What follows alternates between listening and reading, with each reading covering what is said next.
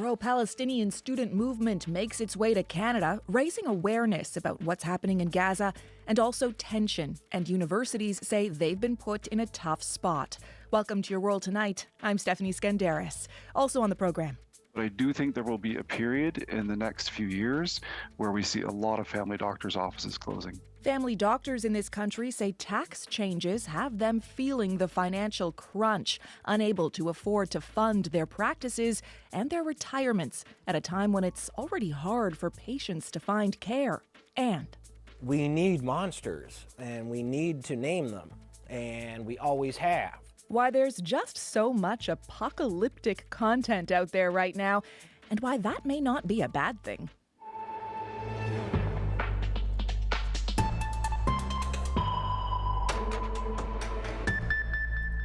An encampment has popped up on the McGill University campus in Montreal, emulating the massive protest movement that's happening across the United States. Students from both McGill and Concordia are protesting the war in Gaza, and they're calling on their schools to cut financial ties with Israel. Sarah Levitt has more. A protester plays drums at the McGill encampment. Around him are signs proclaiming Free Gaza and All Eyes on Rafah.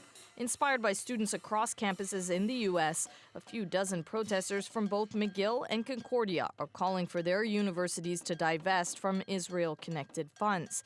Among the protesters, Palestinians like Umania Terek. How can a university use students' money to fund a genocide? That's just, I have no words for that. That's insane. As Terek answers, though, she's interrupted. No, I just have an opinion. Okay, well, I think you should be open to opinions because you're giving yours. I absolutely agree, but I'm just gonna finish we my refuse thought. to engage with Zionists. Laura Nesri says she came to campus today as a Jewish person to see what the protest was about. She doesn't engage with Zionists. What she's basically saying is that she doesn't want to hear the other side. So somewhere along the line, we're losing the opportunity for dialogue, and that's when it becomes dangerous. Tensions are high, but not nearly as high as on U.S. campuses. As large numbers of students speak out against the ongoing Israel-Hamas war, universities responding in different ways. Police called in, hundreds arrested, many charged with trespassing, others with resisting arrest. Some schools, like Columbia in New York City, where protests first began, closed campus access to students and staff only. Sahar Khamis is an associate professor at the University of Maryland. She says the protest movement has put universities in tough positions. Universities really have this responsibility to strike this delicate balance between giving its own students the space and the place to have a peaceful protests and to make sure their voices and concerns are heard, and of course making sure that there is no hateful actions or violence of any sort. At McGill, there has not yet been any intervention. The university says it asked tents to be removed, something protesters say they won't do until the school meets their demands. Meanwhile, in Gaza, a man with green spray paint writes, "Thank you, students," on a banner. Others, like this woman, stand in solidarity. Us Gazan students go through pain and we suffer every single day. And adding to the suffering that we witness every single day, we have to also work on finding anything to continue our future, to not lose what we learned. And while those in Gaza can't go to school, others elsewhere use their campuses to speak out. Sarah Levitt, CBC News, Montreal. Now, diplomatic efforts are ramping up for some sort of breakthrough in the war between Israel and Hamas and to address the humanitarian disaster in Gaza. A delegation from Hamas is heading to Cairo to discuss possible terms for a new ceasefire deal and hostage release. Meanwhile, the U.S. Secretary of State is heading to Saudi Arabia to get regional partners on board. Sasha Petrusik reports. The aid Gaza desperately needs is starting to ramp up, even if reliable figures about how much is making it in are impossible to confirm. More trucks arriving through a new land crossing, preparations for a floating pier to be installed by the U.S. shortly. Israeli military spokesman Daniel Hagari insists Israel is meeting its commitment to Washington. In the coming days, the amount of aid going into Gaza will continue to scale up even more. food, water, medical supplies, shelter equipment, and other aid. The White House says President Joe Biden pressed Israeli Prime Minister Benjamin Netanyahu on this issue again in a phone call today. Biden also got a commitment that Israel would not launch a ground incursion into Rafah in the south of Gaza without consulting with Washington, says National Security Advisor John Kirby. We've had several staff talks with them. We intend to do that more. They've assured us that they won't go into Rafah. That's critical, says the Pentagon. Major General Patrick Ryder. You have a scenario here where over 1 million people displaced. We don't support any type of operation unless civilian safety is taken into account. For the U.S., the best way to avoid a Rafah operation would be for Israel and Hamas to come to a deal on a ceasefire, one that would see Israeli hostages released from Gaza. A Hamas delegation is on its way to Cairo for fresh talks Monday, though the two sides can't agree on whether a ceasefire should be temporary or permanent. U.S. diplomacy is also making the rounds of the Mideast, with Secretary of State Antony Blinken in Saudi Arabia today, heading for Israel on Tuesday, trying to get a ceasefire deal. Frank Lowenstein is an American special envoy for Mideast peace. Hopefully some of the pressure we're working to build on them will help now get both sides over the line. If successful, that could pause fighting, maybe even stop it within weeks or months. But it's not a permanent solution, says Saudi Foreign Minister Prince Faisal bin Farhan, who wants to see more. A real commitment to a two-state solution. That is a credible, irreversible path to a Palestinian state. That's the only reasonable and credible solution that guarantees us from not having to come back to this same situation. Israel has not agreed to even start that discussion. Sasha Petrusik, CBC News, Washington. And World Central Kitchen says it'll be resuming operations in Gaza on Monday. The aid organization had suspended operations earlier this month after 7 of its workers were killed in an Israeli airstrike. Organizers say they'll be working with a Palestinian team to deliver food in Gaza. The Israel Defense Forces says it found serious breaches of procedure led to the strike and fired 2 senior officers. World Central Kitchen is demanding an independent investigation. Ontario wants students to look at the blackboard, not at their phones. The province says habitual smartphone use is not only lowering students' grades, it's harming their mental health. That's why today the province announced it is strengthening rules around cell phones in classrooms. But as Hayden Waters reports, it's not clear how these rules will be enforced when past efforts have failed. It's very much like what was already put in place back in 2019. Jason Bradshaw is having deja vu. The high school teacher from Brampton says today's so-called cell phone ban announcement by Ontario's education minister is a lot like the old ban. And ultimately, what it amounted to was that teachers had their discretion to allow students to use cell phones, which is fine. And that's what this new policy seems to be, if you want to call it a new policy. Come September, Education Minister Stephen Lecce says there will be no cell phone use all day for students in kindergarten to grade 6. Those in grades 7 to 12 can use them in between class, but need permission during classes. Lecce says social media sites will also be blocked from school networks and devices. Bradshaw is not sure that will work. You ask any student and they will tell you exactly multiple ways that they can get around that kind of block. I don't really think that ultimately the ministry or Minister Lecce is really going to have some special authority that kids are going to respond to any differently. The previous rules were left to school boards to implement. Lecce says the difference this time is the policy will be standardized across Ontario. We need to restore academic focus and safety and common sense back in schools. We cannot do that until we rid our schools of the distractions of cell phones.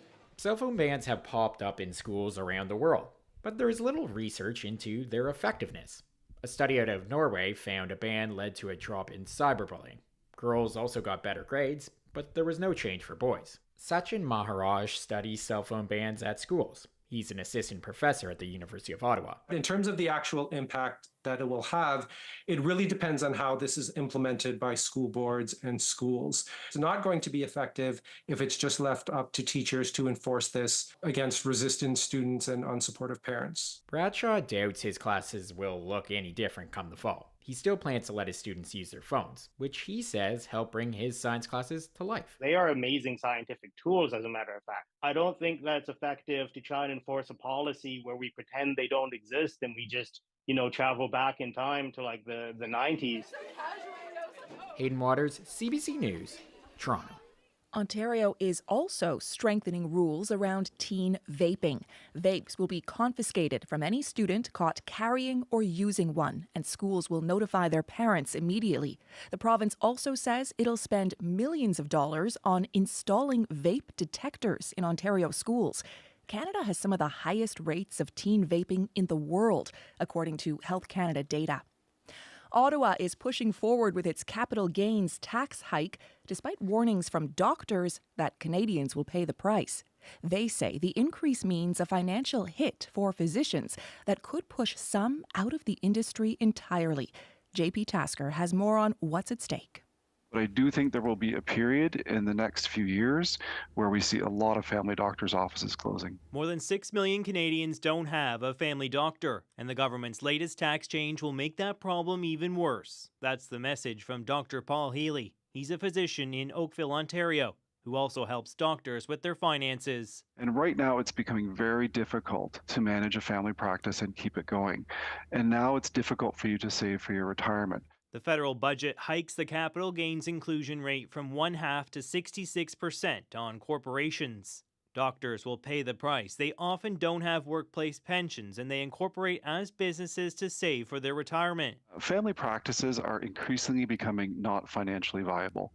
Inflation is over 25% over the last decade, and fees have only increased 6%. To keep healthcare spending under control, physician fees in most provinces have been virtually stagnant for the last 10 years. We were encouraged to incorporate in lieu of fee increases to try and build savings towards our retirements. In Ontario alone, nearly 2 million people have a doctor over the age of 65, according to provincial data. Dr. Kathleen Ross is the president of the Canadian Medical Association. She says the looming tax change could force some of those older doctors to pack it in now. I've heard from physicians close to retirement that are saying there's really no incentive for me to continue to practice. The latest medical school data shows dozens of medical residency spots will go unfilled in the fall. 87 are vacant. 75 of them are in family medicine. These changes won't help with recruitment, says Dr. Ross. This is definitely not fair. And I think the tax system we had before the budget wasn't really fair. Finance Minister Chrystia Freeland says the country's wealthy need to pay more. The average family physician in Canada earns more than $300,000 a year. They can afford a tax hike, she says. I am so grateful to every single healthcare professional in Canada. I also really believe that tax fairness is the right thing. What isn't right is that so many people are going without a family doctor. The latest data shows Canada ranks last among the 10 wealthiest nations. JP Tasker, CBC News, Ottawa.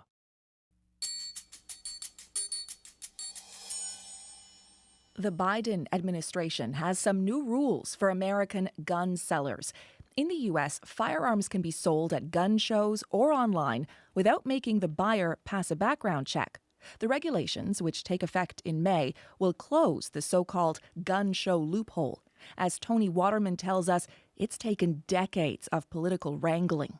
Peyton Johnson is a second-generation gun dealer. Besides running a small shop called Gun Boss outside of San Antonio, he sets up tables at gun shows across Texas, about 30 of them a year. Well, how many guns are you selling a year? It depends on the year. With election coming up, it should be pretty high. According to the U.S. Justice Department, Peyton is one of more than 80,000 firearms dealers with federal firearms licenses, or FFLs. I've got 10. That requires him to run a background check on gun buyers. But a new federal rule change expands the definition of who qualifies as a dealer to include anyone who sells a gun for a profit. It will impact unlicensed dealers, closing a loophole that has allowed them to sell guns without background checks at gun shows and online. We have so many people that come through and ask us, are you guys an FFL? Do you guys do background checks? There's a reason they ask that question. This should stop those people from coming by. Payton says up to 20% of the background checks he runs come back rejected. Under the rule change, more than 20,000 unlicensed dealers will also be required to perform background checks, keeping guns, officials say, out of the hands of dangerous people. Convictions. Karsten Anderson is a criminal justice professor at St. Edward's University in Austin. And in some of the states that have imposed these background check laws, it looks like some preliminary research is that those communities are safer, about 10% safer in terms of gun violence. But not everyone is convinced.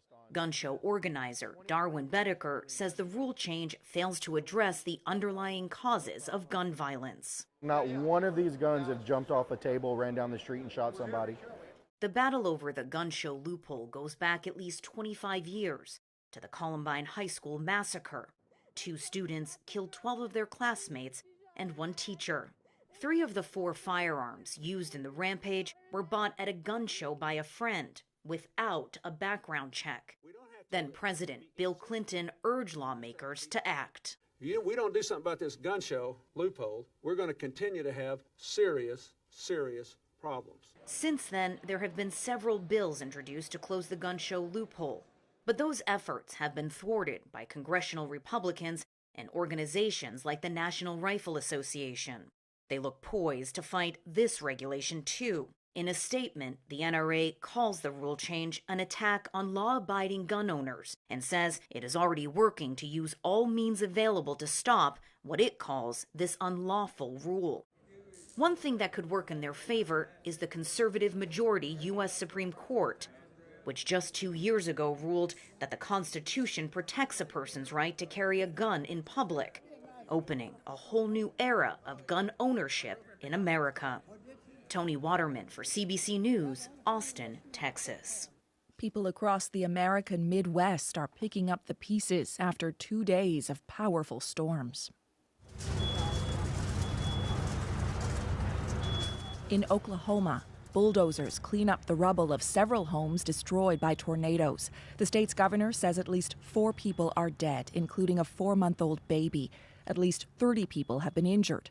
Around 30 tornadoes have been reported across multiple states, damaging hundreds of homes and leaving thousands of people without power. Flood warnings also remain in some areas, including Kansas, Arkansas, and Texas. 2 years into Russia's invasion of Ukraine, about 1/3 of the country's landscape is now dotted with landmines. The explosive devices have already killed at least 400 people, while more than 1,000 others have been seriously wounded. As Briar Stewart reports, any effort to clear away the mines could take decades and cost tens of billions of dollars. Andrei Nalajati leans on his crutches as he carefully walks down a road in the village of Dovhenke in eastern Ukraine. His left leg is in a plaster cast that runs up to his thigh. This is the first time he's been back to his family's rural property since February, when he, along with his father and cousin, came to see if it was possible to start preparing the field to plant a crop. They didn't make it far before the explosion. His father and cousin were killed. I think if an ambulance would have come quicker, then it would have been possible to save them, he said. In the hospital, the doctors said they would not have been able to save me if I got there half an hour later. He believes his family triggered a tripwire, detonating a landmine. As he spoke to a freelance journalist working for CBC News at the site earlier this month, another landmine, which had already exploded, was visible in the grass, along with the fuse. They were left behind after the fight for this area southeast of Kharkiv and the eventual retreat by Russian forces. But what we're seeing in Ukraine really is on a level that we haven't seen in decades. Jasmine Dan is with the Halo Trust, a humanitarian organization that's been working to clear landmines in Ukraine since 2015. She's Canadian, but currently based in Mykolaiv in southern Ukraine. Additionally, I think the Ukraine conflict has also shown us really widespread usage of landmines, something that previously I think a lot of people thought was going out of practice within modern militaries. So unfortunately, it's shown that this is still something that's very prevalent. While the Halo Trust is working to clear Russian-laid minefields, there is evidence Ukraine has used landmines in the conflict too. An investigation by Human Rights Watch found that it appeared Ukraine scattered thousands of rocket-fired anti-personnel landmines in and around the eastern city of Izium while it was occupied by Russia. The mines, which are often called petal or butterfly mines, are about 12 centimeters long and typically green or brown in color. It's that type of mine that Lydia Barova believes she stepped on last year while mushroom picking. The 70-year-old bounds around her garden, showing off the tomatoes and cucumbers she's growing. But she rolls up her pink track pants to show her prosthetic limb. After the blast, her right leg had to be amputated below the knee. Only Russia is to blame for the fact that they have caused this destruction, she said. It's estimated it will cost tens of billions of dollars to clean up the landmines and other explosives that contaminate a large swath of Ukraine. That work could take decades, which means for civilians, the risk will remain long after the soldiers are gone. Briar Stewart, CBC News, London. To Morocco now, where a small but thriving Jewish community is observing Passover. There were once 250,000 Jews in Morocco. Now, only a small fraction remain after decades of emigration, mostly to Israel. While the war in Gaza has increased some tensions between Morocco and Israel, there is still a long-standing spirit of coexistence for people living in the North African nation. Freelance reporter Alexa Dvorson brings us that story.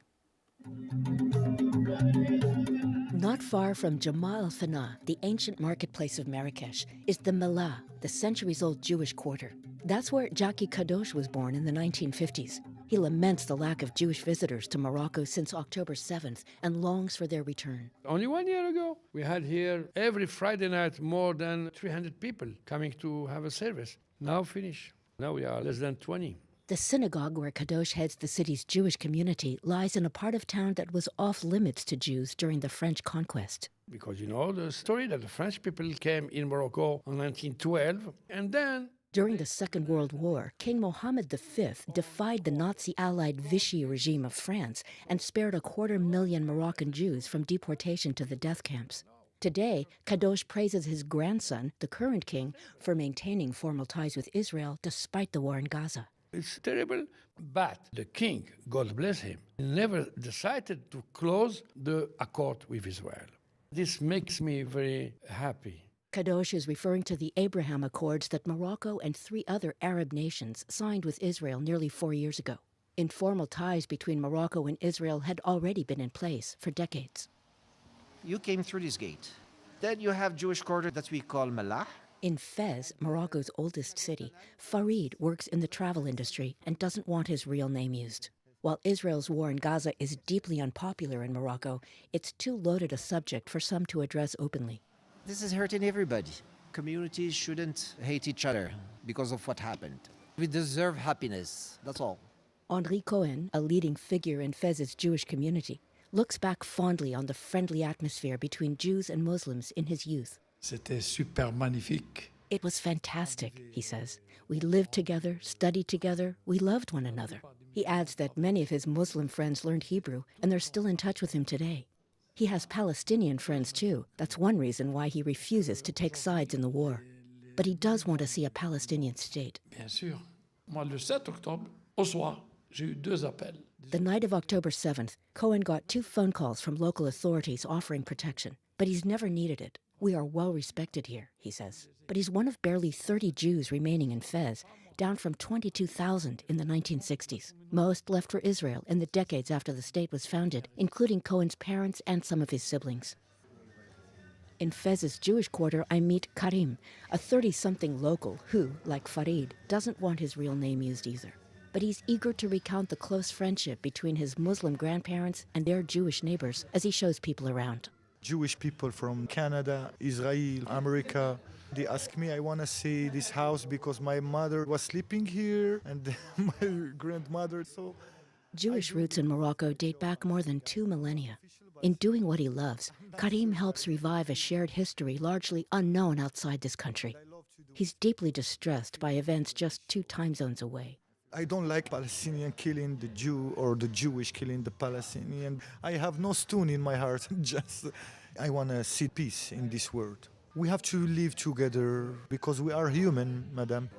Alexa Devorson, CBC News, Fez, Morocco.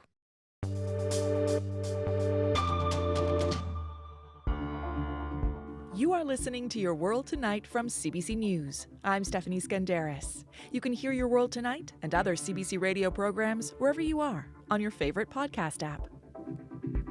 These days, it can feel like everything is bad or negative or hard.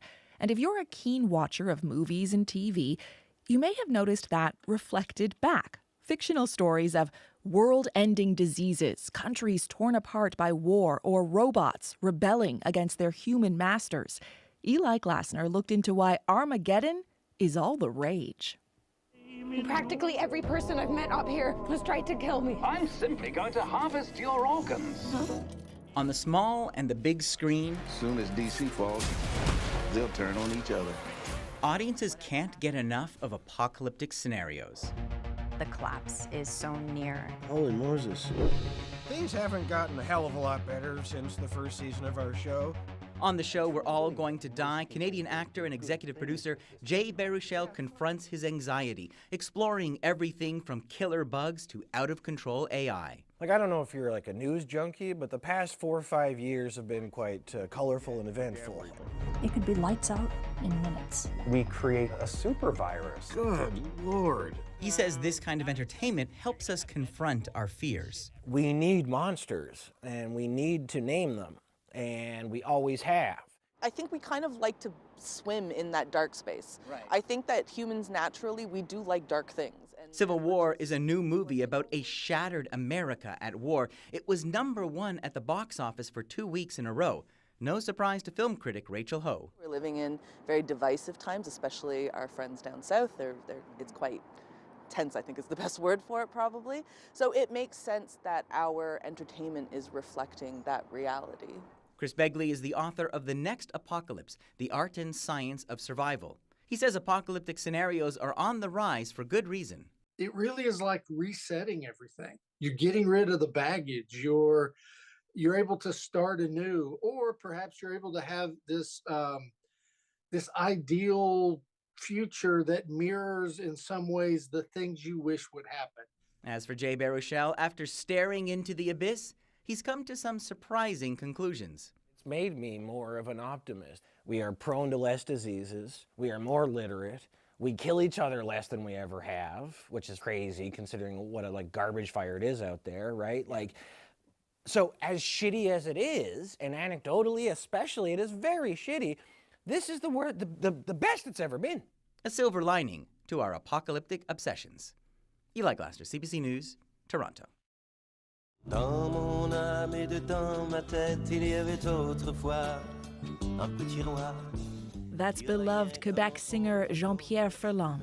He made more than 30 albums, was named a Companion of the Order of Canada and Knight of the National Order of Quebec. He's in the Canadian Songwriters Hall of Fame. And today he's being remembered as a giant of Francophone music. Ferland has died at the age of 89 of natural causes after being hospitalized earlier this year, according to his agent.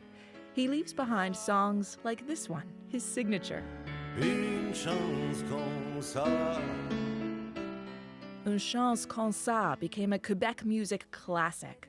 It brought nearly 20 artists together during 2020's isolation. Avec tes petits doigts, tu fous la trouille. And was performed alongside Celine Dion. Une chance que je t'ai. Je ferai tous les planétariats. Je t'ai, tu m'as. Chercher dans toutes les galaxies. Ferland's career began in broadcasting, working as a clerk for Radio-Canada in the late 1950s. Decades later, hosting 2 shows. But music was constant. His biggest album, his magnum opus, some have said, was 1970's Jean. Tout ça pour une gonzesse. C'était extraordinaire parce que c'était aussi bon que les Beatles, mais Quebec Premier François Legault says it was as good as the Beatles, but it was in French, it was Quebecois, it was ours. He's offered a state funeral if Ferland's family wishes. We'll leave you with some more from Jean-Pierre Ferland on Your World Tonight. I'm Stephanie Skandaris. Thanks for listening.